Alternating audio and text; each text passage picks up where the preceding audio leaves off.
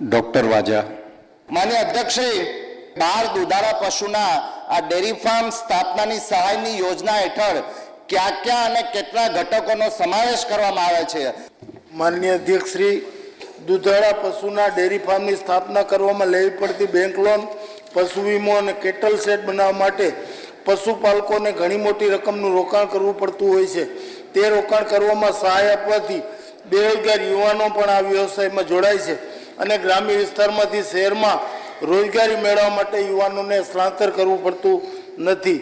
માન્ય અધ્યક્ષશ્રી, 12 દુધાળા પશુના ડેરી ફાર્મની સ્થાપનાની સહાયની યોજનાના કુલ 6 ઘટકોનો સમાવેશ થાય છે, જેમાં 12 દુધાળા પશુની ખરીદી માટે બેંકમાં મેળવેલ ધિરાણ પર 5 વર્ષ સુધી વ્યાજ સહાય, ડેરી ફાર્મ સ્થાપનાના પહેલા 3 વર્ષના પશુ વીમાના પ્રીમિયમ પર સહાય, કેટલ શેડ બાંધકામ પર સહાય, ઇલેક્ટ્રિક ચાપ કટર પર ખરીદી સહાય, મિલ્કિંગ મશીન પર ખરીદીની સહાય, ફોગર સિસ્ટમ પર ખરીદી સહાય.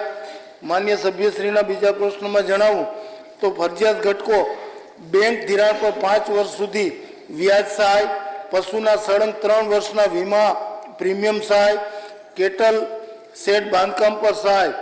આ પ્રમાણે માન્ય અધ્યક્ષશ્રી, ફરજિયાત અને મરજિયાત ઘટકોનો આ યોજનામાં સમાવેશ થાય છે.